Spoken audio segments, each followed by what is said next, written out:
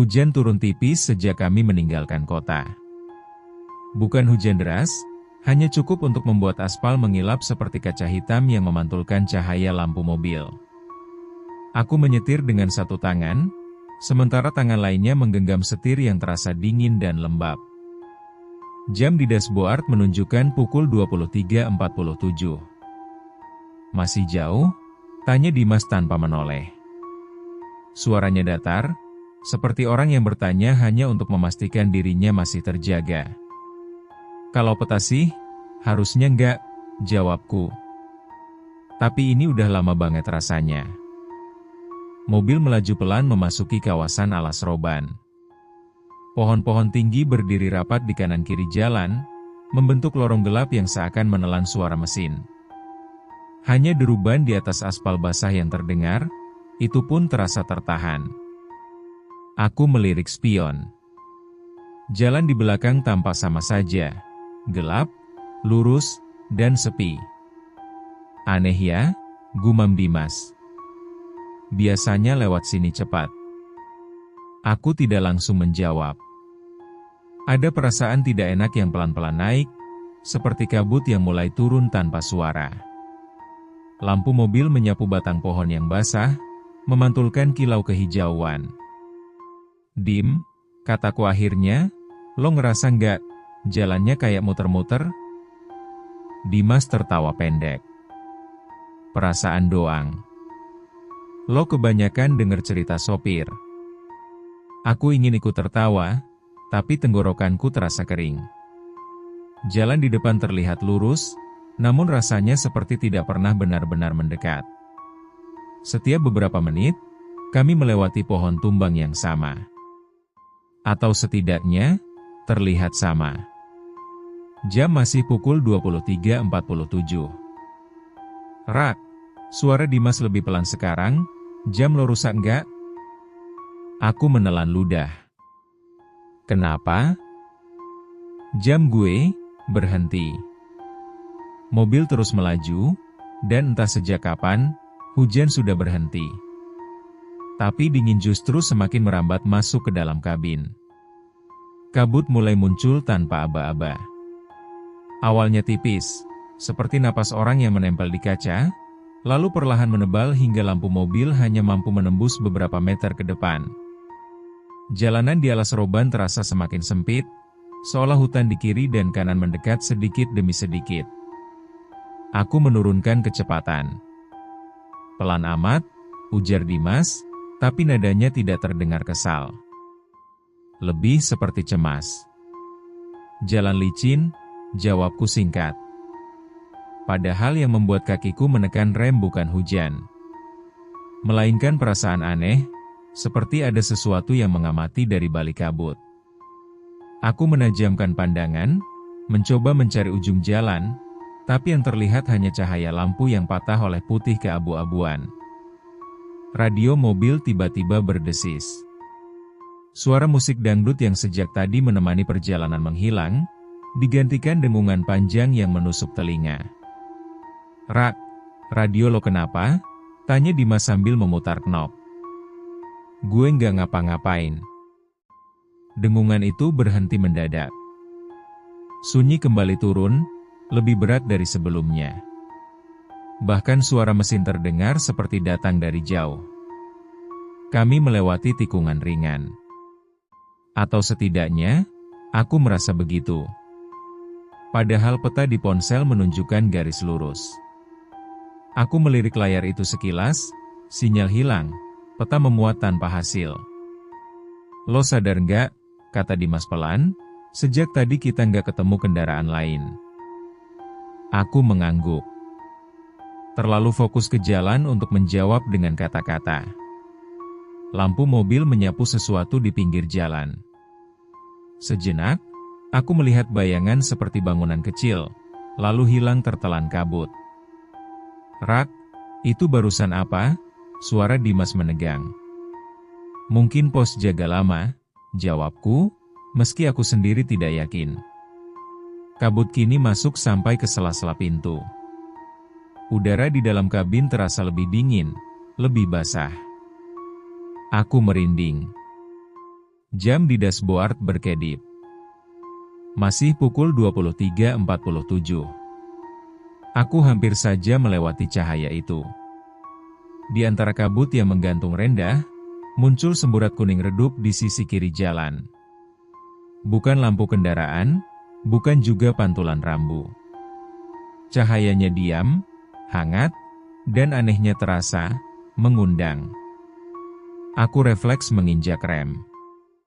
"Kenapa berhenti?" tanya Dimas cepat. Aku menunjuk ke depan. "Lo lihat itu enggak?" Kabut sedikit terbuka, seolah memberi jalan pada cahaya tersebut. Perlahan, bentuknya menjadi jelas, sebuah warung kecil, berdiri sendirian di tepi jalan alas roban. Dinding kayu tua, etalase kaca buram, dan lampu minyak yang tergantung di tiang bambu. Asap tipis mengepul dari belakangnya. "Warung?" Dimas mengernyit. "Jam segini?" Aku menelan ludah. "Mungkin, buat sopir." Perutku terasa kosong sejak tadi. Bau kopi tiba-tiba tercium, kuat dan nyata, bercampur aroma tanah basah.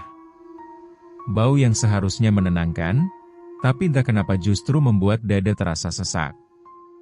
Di depan warung, duduk seorang perempuan tua. Tubuhnya kecil, punggung sedikit membungkuk, mengenakan kerudung coklat kusam. Wajahnya setengah tertutup bayangan lampu. Mobil kami berhenti total. "Rak," bisik Dimas, "tadi lo bilang gak ada bangunan apa-apa di sini." Aku membuka pintu. Udara luar dingin menyergap kulit. Kabut bergerak pelan, seperti bernapas. Lantai tanah di sekitar warung tampak kering, kontras dengan jalan basah di belakang kami. Perempuan itu mengangkat wajahnya. "Sampun dangu wonten dalan, Nak," katanya lembut. "Mampir rumiin." Aku terpaku. Dia tersenyum, dan entah bagaimana, dia menyebut namaku. "Mangga, Raka," lanjutnya pelan. "Istirahat sebentar saja." Dimas menatapku, wajahnya pucat. "Lo kenal dia?" bisiknya. Aku menggeleng perlahan. Tenggorokanku kering. Tapi kakiku sudah melangkah maju, seakan jalan lain memang sudah tidak ada. Bagian dalam warung lebih hangat daripada yang seharusnya. Dinding kayunya kusam, penuh retakan halus, namun bersih, terlalu bersih untuk bangunan yang berdiri di tepi hutan. Lampu minyak di atas meja menggantung rendah, cahayanya berayun pelan meski tak ada angin. Aku dan Dimas duduk berhadapan. Bangku kayu berderit lirih saat kami mendudukinya. "Silakan," kata perempuan itu sambil meletakkan 2 cangkir di meja. Uap tipis naik, membawa aroma teh manis yang kuat. Biar badannya anget dulu. Tangannya keriput, tapi gerakannya tenang. Seolah sudah ribuan kali melakukan hal yang sama. "Bu, warung ini buka tiap malam?" tanya Dimas, mencoba terdengar santai. Perempuan itu tersenyum. "Kalau ada yang lewat, ya buka." Jawabannya menggantung. Aku memperhatikan sekeliling. Etalase berisi piring-piring putih, sendok aluminium, dan toples gula yang kacanya buram.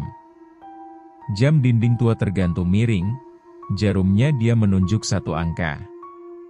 Aku melirik jam itu, lalu refleks melihat jam tanganku. Detiknya tidak bergerak. "Nama kamu Raka?" ujar perempuan itu tiba-tiba. Aku terkejut. "Iya, Bu, tapi..." "Dan temannya Dimas," sambungnya, menoleh sebentar. "Kalian sering lewat sini." Dimas menegang. "Ibu kenal kita?"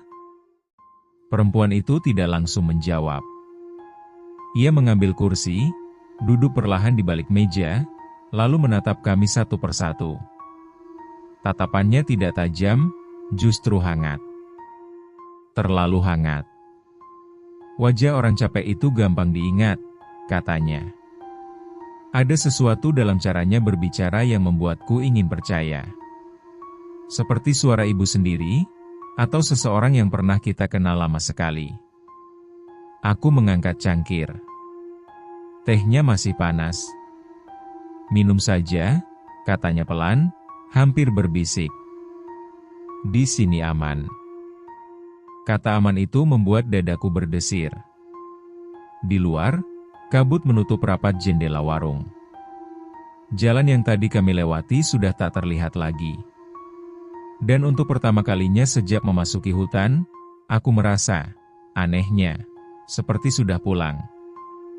Dimas yang pertama mengangkat cangkirnya.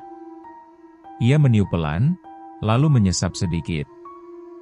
Aku memperhatikan wajahnya, menunggu reaksi.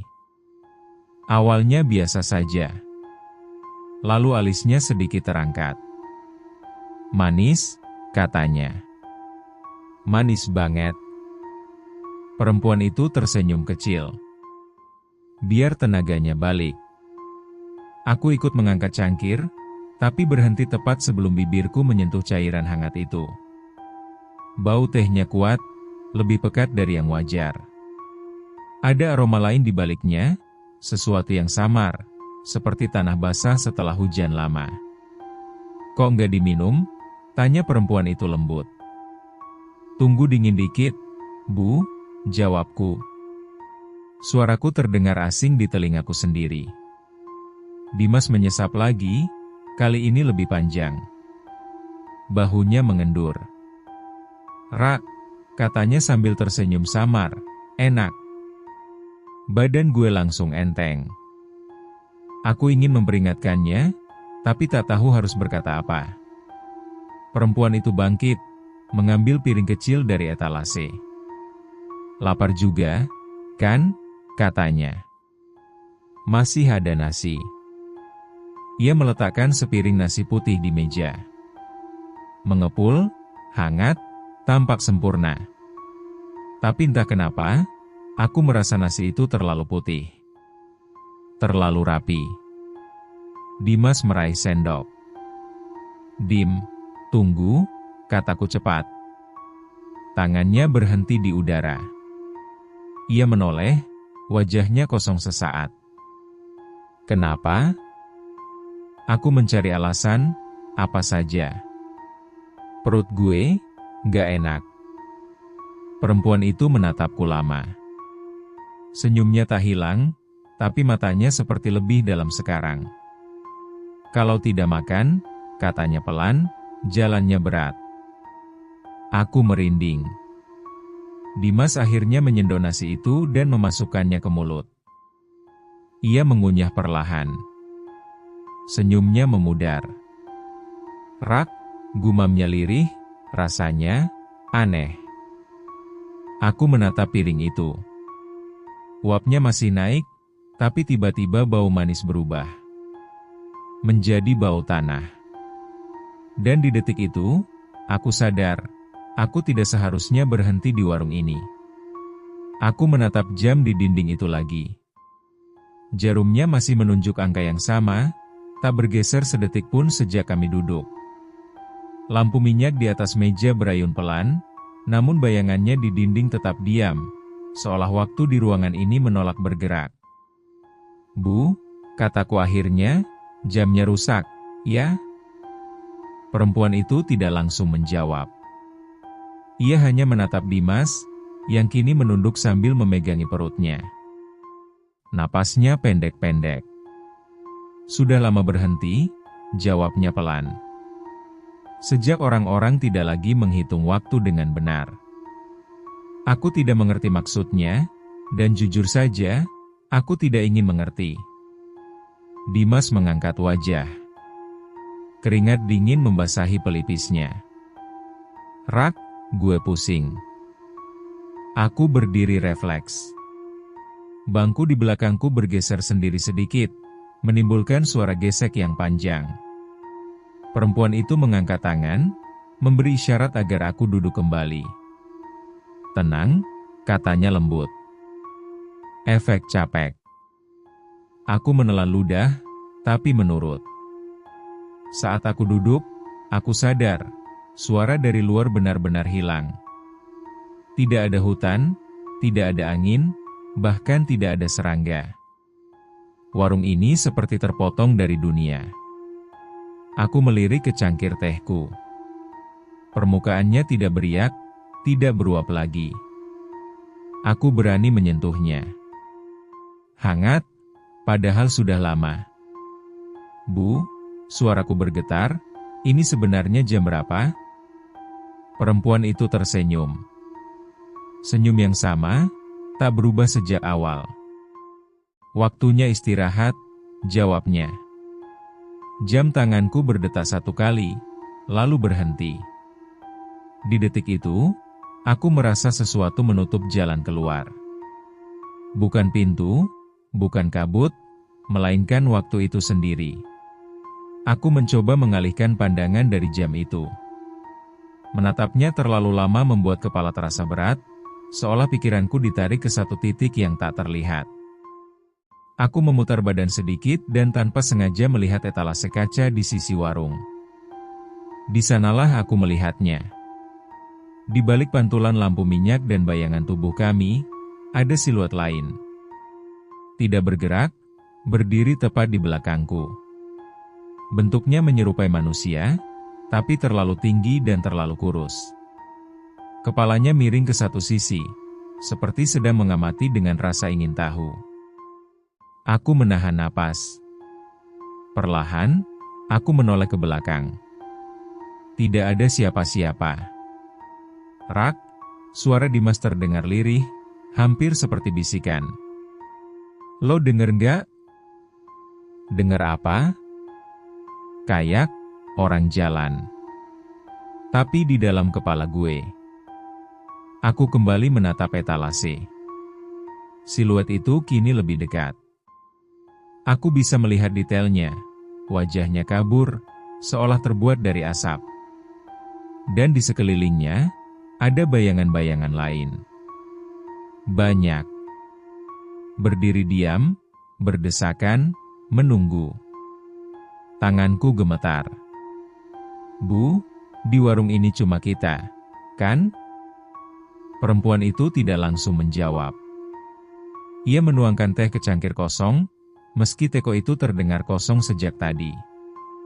Yang singgah tidak selalu terlihat, katanya tenang. Lampu minyak berkedip. Sekejap saja, pantulan di etalase berubah, menunjukkan deretan wajah pucat dengan mata kosong. Semuanya menghadap ke arah meja kami. Aku menutup mata keras-keras. Saat kubuka lagi, etalase kembali normal. Hanya piring dan gelas. Dimas mencengkeram lenganku. Kukunya menekan kulit. Rak, kita salah tempat. Aku mengangguk.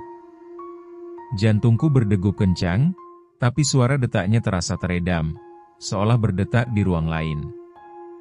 Perempuan itu menatap kami, senyumnya memudar sedikit. Kalian mulai melihat, katanya pelan. Dan entah kenapa, kalimat itu terdengar bukan sebagai peringatan, melainkan sebagai kepastian. Sendok di tangan Dimas jatuh ke meja dengan bunyi logam yang nyaring. Ia membungkuk tiba-tiba, bahunya bergetar hebat. Napasnya tersengal, seperti orang yang baru ditarik dari air. Dim, aku bangkit, mencoba memegang pundaknya. Tubuhnya dingin. Terlalu dingin untuk seseorang yang baru saja minum teh panas. Ada yang salah sama nasinya, gumamnya. Suaranya serak, seperti terisi pasir. Ia memuntahkan isi mulutnya ke lantai warung. Bukan nasi. Yang jatuh adalah gumpalan tanah basah, bercampur serpihan daun kering. Bau lumpur langsung memenuhi ruangan. Aku mundur selangkah, perutku ikut bergejolak. Perempuan itu berdiri. Wajahnya tetap tenang, seolah kejadian itu sudah ia perkirakan. Kenapa dimakan semua? Katanya pelan. Harusnya sedikit saja. Apa? Apa ini, Bu? Suaraku nyaris tak keluar. Ia menatap piring nasi di meja. Perlahan, warnanya berubah. Putihnya memudar, berganti coklat keabu-abuan. Uapnya masih naik, tapi bukan lagi uap hangat, melainkan bau tanah kuburan. Apa yang masuk, katanya, akan kembali ke asalnya. Dimas terjatuh dari bangku. Tubuhnya menggeliat lemah.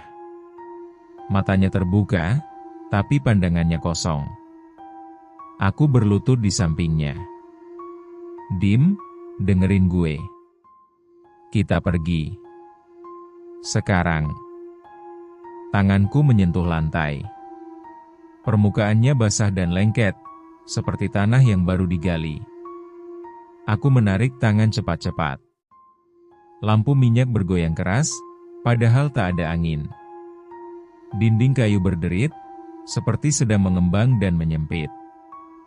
Warung ini bernapas. Perempuan itu melangkah mendekat. Bayangannya memanjang tidak wajar di lantai. Belum, katanya lembut. Belum waktunya pulang. Di luar, dari balik kabut, terdengar suara langkah kaki. Banyak. Mendekat. Aku menarik tubuh Dimas dengan sekuat tenaga. Lengannya terasa berat, seperti bukan lagi milik manusia hidup. Tapi naluriku menjerit satu hal saja, keluar. Pintu warung terbuka dengan bunyi panjang, berdecit seperti keluhan. Kabut langsung menyergap, dingin dan basah. Aku menyeret Dimas melewati ambang pintu, hampir terjatuh bersama-sama. Begitu kakiku menginjak tanah di luar, aku berhenti mendadak. Jalan itu tidak ada. Yang seharusnya aspal hitam lurus kini berubah menjadi tanah padat bercampur akar-akar pohon. Pohon-pohon berdiri lebih rapat, batangnya bengkok, seolah menutup ruang yang sebelumnya pernah ada. Lampu mobil kami masih menyala, tapi cahayanya terhalang kabut dan batang kayu. Rak, suara Dimas nyaris tak terdengar. Mobil, mana? Aku menoleh ke belakang. Warung itu masih ada. Berdiri tenang dengan lampu kuningnya. Tapi mobil kami, lenyap. Tidak ada jejak ban. Tidak ada suara mesin yang mendingin. Ini nggak mungkin, gumamku. Aku memutar badan, mencoba berjalan ke arah yang kurasa tadi kami datang. 3 langkah. 5 langkah. Hutan itu terasa memutar. Setiap arah tampak sama. Pohon yang sama.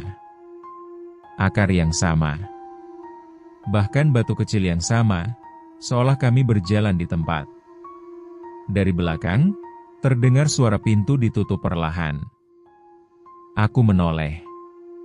Perempuan itu berdiri di depan warung, menatap kami dari kejauhan. Kabut bergerak di sekelilingnya seperti makhluk hidup. Jalan pulang, katanya nyaring namun lembut, tidak selalu ada untuk yang sudah singgah. Aku memeluk bahu Dimas, menahan gemetar. Bu, kami cuma mau lewat, teriakku. Kami nggak mau apa-apa. Ia tersenyum tipis.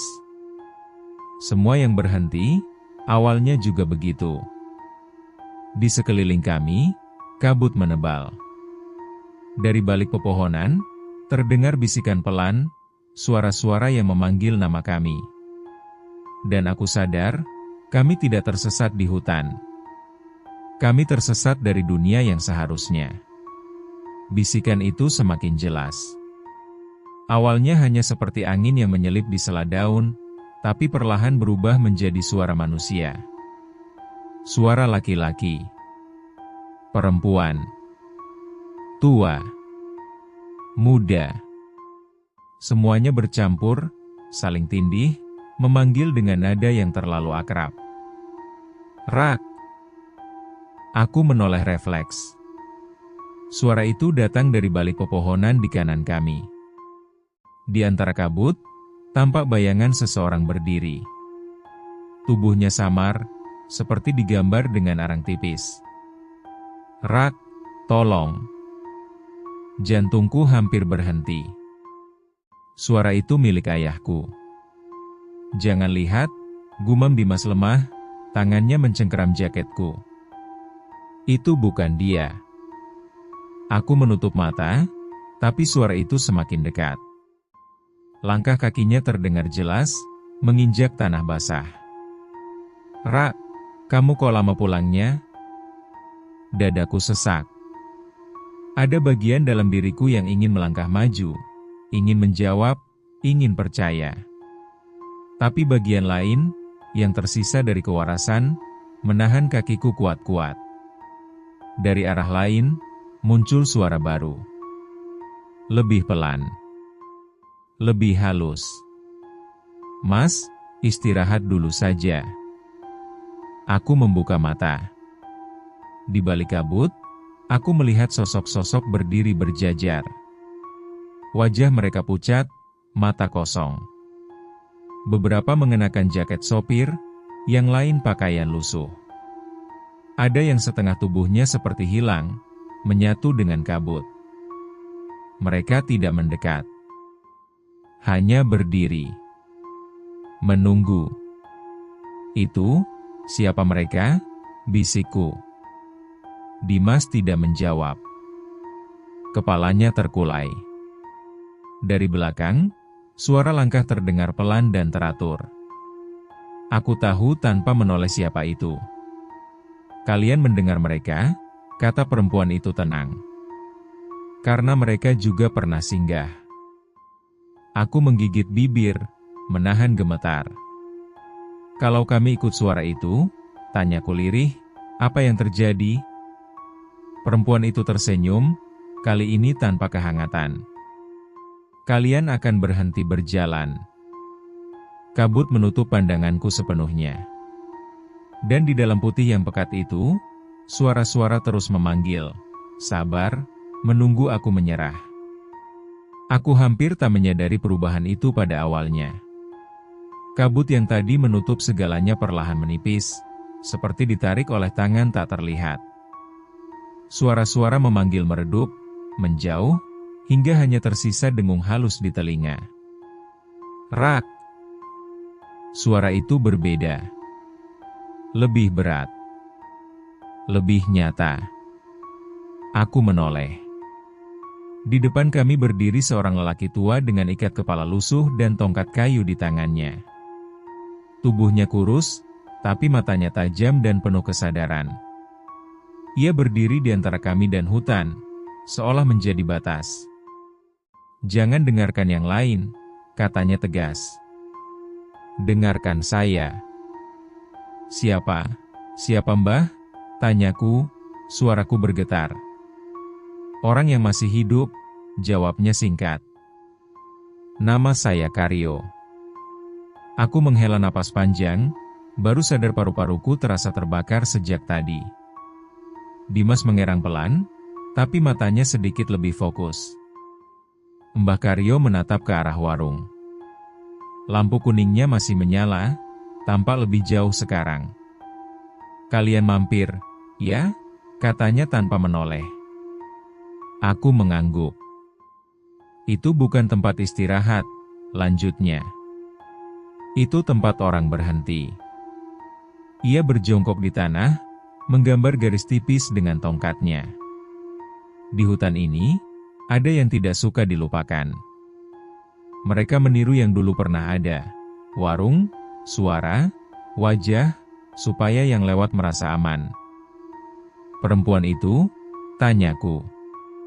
Penjaga, jawab Mbah Karyo. Bukan yang terkuat, tapi yang paling sabar. Aku menelan ludah. Teman saya sudah makan. Wajah Mbah Karyo mengeras. Kalau begitu, kalian tidak punya banyak waktu. Ia berdiri, menatap lurus ke mataku. Dengarkan baik-baik, katanya pelan. Apapun yang kalian lihat nanti, jangan makan, jangan menjawab panggilan, dan jangan percaya pada jalan yang terlihat terlalu mudah. Kabut kembali bergerak pelan. Karena di sini, lanjutnya, yang paling berbahaya bukan hantu. Lalu apa, Mbah? Bisikku. Ia menatap ke arah warung. Rasa ingin pulang. Kami berlindung di balik pohon besar yang akarnya mencuat ke permukaan tanah, seperti cengkeraman tangan raksasa. Dimas terbaring lemah di pangkalnya, napasnya naik turun tidak teratur. Mbah Karyo duduk berhadapan denganku, tongkatnya ia tanamkan ke tanah. Warung itu dulu benar-benar ada, katanya pelan, seolah takut kata-katanya terdengar oleh hutan. Aku menahan napas. Milik siapa, Mbah? Seorang perempuan, jawabnya. Namanya sudah lama hilang dari ingatan orang. Ia buka warung kecil di pinggir jalan lama Alas Roban, waktu jalur ini masih sepi dan belum diaspal bagus. Mbah Karyo menatap ke arah kabut. Banyak sopir singgah. Ngopi. Tidur sebentar. Ada yang selamat, ada yang tidak. Ada kecelakaan? Tanyaku. Ia mengangguk. Sering. Hutan ini dulu tidak ramah. Suatu malam, hujan besar. Longsor menutup jalan. Warung itu tertimbun. Dadaku terasa sesak. Perempuannya tidak sempat lari, lanjutnya. Ia mati menunggu. Menunggu orang terakhir yang tidak pernah datang. Aku teringat senyumnya. Kehangatannya yang palsu. Rasa menunggu itu, kata Mbah Karyo, bercampur dengan amarah hutan. Jadilah seperti sekarang. Ia meniru dirinya sendiri. Membuka warung. Menunggu lagi. Dan yang singgah? Tanyaku pelan. Yang terlalu lelah, jawabnya. Yang terlalu ingin berhenti. Aku menatap Dimas. Wajahnya pucat, bibirnya kebiruan. Masih bisa diselamatkan? Suaraku hampir pecah. Mbah Karyo terdiam lama. Lalu mengangguk pelan. Bisa, katanya. Tapi harganya tidak ringan. Aku menggenggam tangan Dimas lebih erat. Ambil apa saja dari saya, kataku. Mbah Karyo menatapku tajam. Warung itu tidak mengambil barang, ujarnya. Ia mengambil waktu. Kabut di sekitar kami menebal, dan dari kejauhan, lampu kuning itu berkedip, seolah mendengar percakapan kami. Napas Dimas semakin berat. Setiap tarikan terdengar seperti gesekan pasir di tenggorokan. Dadanya naik turun tidak seimbang, seolah ada beban yang menekan dari dalam. Mbah, waktunya berapa lama? Tanyaku, berusaha menjaga suara tetap tenang. Mbah Karyo tidak langsung menjawab. Ia berlutut di samping Dimas, membuka kelopak matanya dengan 2 jari. Matanya berputar pelan, fokusnya tak menentu. Dia makan terlalu banyak, kata Mbah Karyo akhirnya. Harusnya cuma 1 sendok. Atau tidak sama sekali. Aku mengepalkan tangan. Kalau begitu salah saya. Saya tidak mencegah. Mbah Karyo menggeleng. Pantangan itu bukan larangan keras. Itu ujian. Yang capek biasanya gagal. Ia mengeluarkan sesuatu dari saku bajunya, seutas benang hitam kusam dengan simpul kecil di tengah. Benang itu diikatkannya ke pergelangan tangan Dimas. Ini hanya menahan, katanya. Bukan menyembuhkan. Menahan dari apa? Dari ditarik lebih jauh. Kabut bergerak cepat di antara pepohonan. Dari arah warung, terdengar bunyi logam beradu pelan, seperti sendok menyentuh piring. Aku menoleh. Lampu kuning itu kini terlihat lebih dekat. Padahal kami tidak bergerak.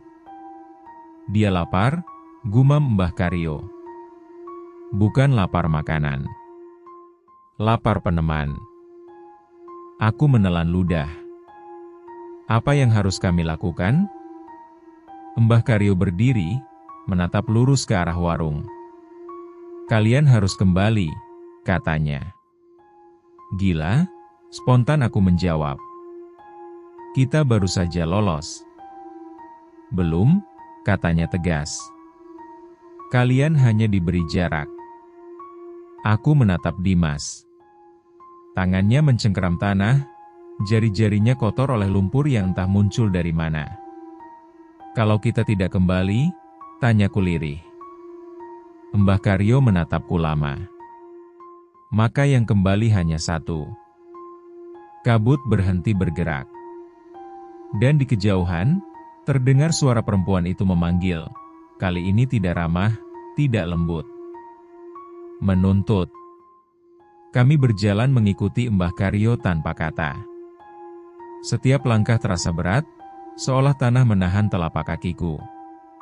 Kabut membuka jalan sempit di depan kami, memperlihatkan lampu kuning yang kini tampak lebih besar dari sebelumnya.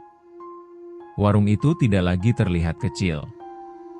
Dinding kayunya memanjang, atapnya lebih tinggi, dan etalase kacanya memantulkan bayangan kami dengan bentuk yang sedikit melenceng.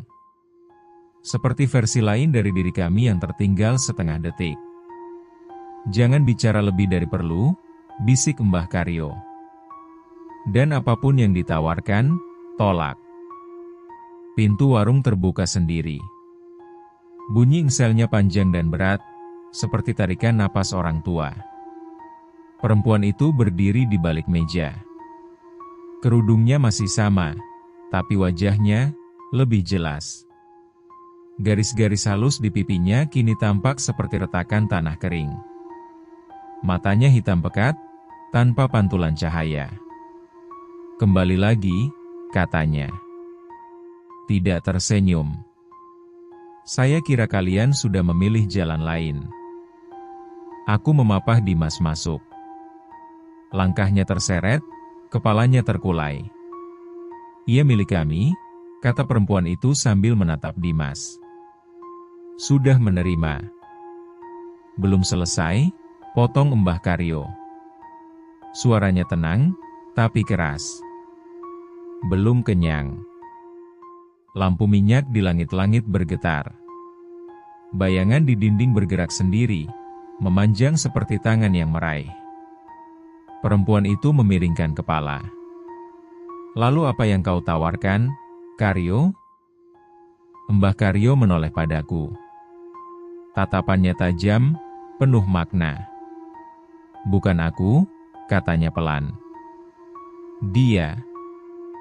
Aku membeku. Perempuan itu menatapku. Senyum tipis kembali muncul, tapi kali ini penuh kesabaran yang menakutkan. Kamu yang satu ini, katanya lembut, belum makan. Di meja, muncul satu cangkir teh baru. Uapnya naik perlahan, aromanya manis dan hangat. Sekarang, lanjutnya, giliranmu memilih. Dan untuk pertama kalinya sejak malam itu dimulai, aku benar-benar mengerti arti harga sebuah singgah. Cangkir itu berhenti tepat di depanku. Uapnya naik lurus, tak goyah, seolah waktu di atas meja memang berbeda. Aroma manisnya menusuk hidung, menenangkan, hampir meyakinkan. Minum, kata perempuan itu. Suaranya lembut kembali, seperti pertama kali kami bertemu. Satu saja. Aku menatap cairan di dalam cangkir. Permukaannya memantulkan wajahku, tapi pantulannya terlambat bergerak. Saat aku mengerutkan kening, bayangan itu masih tersenyum. Apa yang kau minta sebagai gantinya? Tanyaku pelan, menahan gemetar. Perempuan itu tidak langsung menjawab. Ia melangkah mendekat, sangat dekat, hingga aku bisa mencium bau tanah basah dari kerudungnya. Waktu, katanya. Tidak banyak. Hanya yang tidak kau pakai. Mbah Karyo berdiri di sampingku. Jangan bertanya rinciannya, bisiknya. Ia akan mengambil celah. Aku melirik Dimas. Matanya setengah terbuka, napasnya tersendat. Benang hitam di pergelangan tangannya bergetar pelan, seperti tali yang ditarik dari jauh. Kalau aku minum, kataku, dia pulang? Perempuan itu tersenyum tipis. Ia akan berjalan lagi. Dan aku? Kamu akan tinggal, jawabnya jujur. Sebentar. Lama. Itu relatif. Aku tertawa kecil, tawa kosong yang keluar karena tak ada pilihan lain. Tanganku meraih cangkir itu. Hangatnya meresap ke kulit, terasa akrab. Rak, suara Mbah Karyo tertahan. Aku berhenti. Menatap perempuan itu lurus-lurus. Kalau aku menolak, lampu minyak meredup. Dinding berderit, bayangan merapat. Kalau menolak, katanya, kami ambil yang sudah makan. Aku menghela napas panjang. Meletakkan cangkir kembali ke meja, belum ku minum. Ada cara lain, kataku. Ambil waktuku, tanpa aku minum. Perempuan itu terdiam. Senyumnya perlahan pudar. Untuk pertama kalinya, ia tampak ragu. Berani, gumamnya. Jarang. Kabut di dalam warung berputar pelan. Jam dinding berdetak, 1 kali. Dan di detik itu, aku tahu, harga sebuah singgah bisa dinegosiasikan, tapi selalu ada yang harus tertinggal. Jam dinding berdetak sekali lagi. Bunyi itu memecah keheningan seperti batu yang jatuh ke air tenang. Lampu minyak bergetar hebat, nyalanya mengecil lalu membesar, seakan ragu harus bertahan atau padam. Perempuan itu menatapku lama. Tidak marah. Tidak tersenyum. Wajahnya kosong, seperti topeng yang akhirnya retak. Waktu tanpa singgah, gumamnya. Kamu tahu apa artinya? Aku mengangguk pelan. Saya tahu artinya kehilangan. Mbah Karyo melangkah maju. Tongkatnya menghentak lantai kayu 1 kali. Sekarang. Aku menarik napas dalam-dalam. Kabut mulai masuk dari sela dinding, dinginnya menusuk tulang. Aku memejamkan mata dan mulai melafalkan doa. Pelan, terbata, tapi jujur. Doa yang sudah lama tidak kuucapkan dengan sungguh-sungguh. Setiap kata terasa berat, seolah ditarik dari dadaku. Warung itu bereaksi. Dinding kayu berderit keras, retakan muncul seperti urat di kulit tua. Etalase kaca bergetar, bayangan-bayangan di dalamnya bergerak gelisah. Dari sudut mataku, kulihat perempuan itu mundur 1 langkah. Jangan, katanya lirih. Bukan ancaman. Permohonan. Aku melanjutkan doa. Suaraku kini lebih mantap. Kabut berputar kencang, membentuk pusaran kecil di tengah ruangan.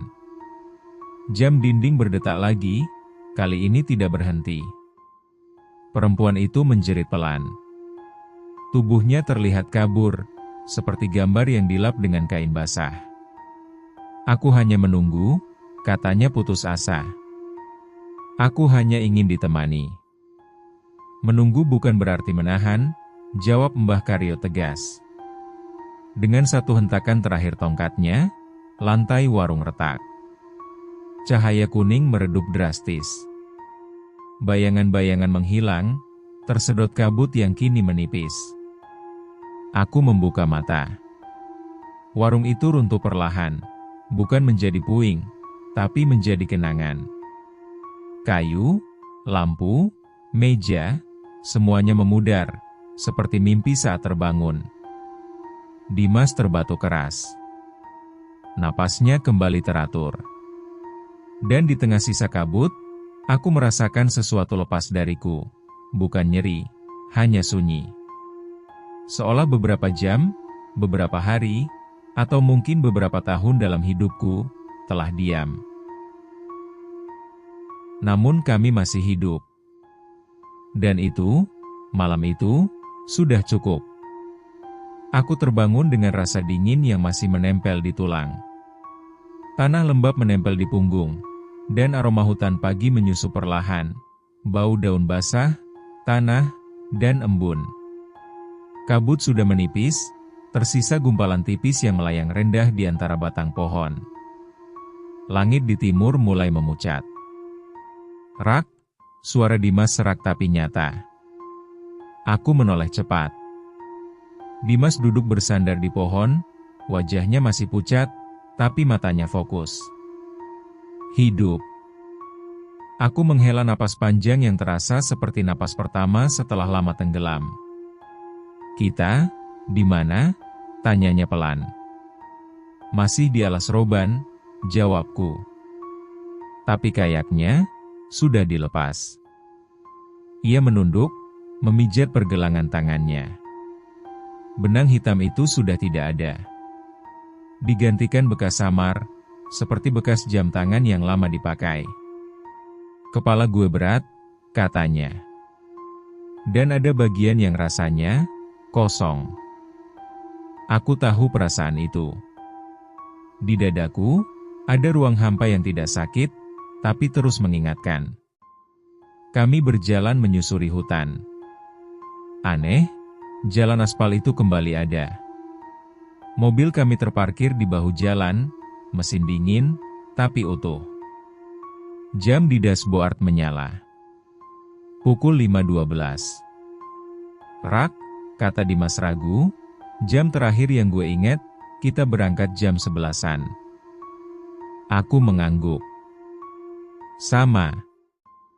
Kami masuk mobil tanpa banyak bicara. Saat mesin menyala, radio hidup sendiri, memutar lagu pagi yang ceria, terlalu ceria untuk apa yang baru kami alami. Di kaca spion, kabut bergerak pelan, menutup kembali hutan. Di antara pepohonan, sesaat aku melihat cahaya kuning berkedip. Lo lihat itu? Tanya Dimas cepat. Aku menggeleng. Enggak. Aku tidak berbohong. Aku hanya memilih tidak mengingatnya. Mobil melaju meninggalkan hutan. Fajar akhirnya datang, terlambat beberapa jam, atau mungkin beberapa tahun, dari yang seharusnya. Dan sejak hari itu, setiap kali aku merasa terlalu lelah untuk melanjutkan, aku tahu. Berhenti bukan selalu berarti istirahat. Aku kembali melewati jalur itu setahun kemudian. Bukan karena ingin. Pekerjaan memaksaku berangkat malam, dan jalan tercepat tetap sama, melewati alas roban. Kali ini aku sendirian. Dimas sudah lama berhenti menyetir malam. Katanya, tubuhnya tidak pernah benar-benar pulih. Tidurnya dangkal. Mimpinya terlalu ramai. Jam menunjukkan pukul 23.45. Aku menepikan mobil sejenak sebelum hutan. Mesin tetap menyala.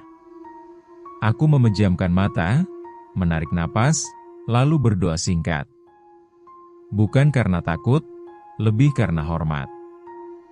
Perjalanan malam itu sunyi. Tidak ada kabut tebal.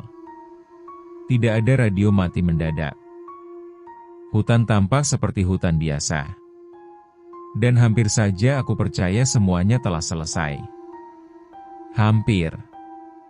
Di kejauhan, di sisi jalan yang seharusnya kosong, aku melihat cahaya kuning redup. Sangat jauh. Sangat kecil.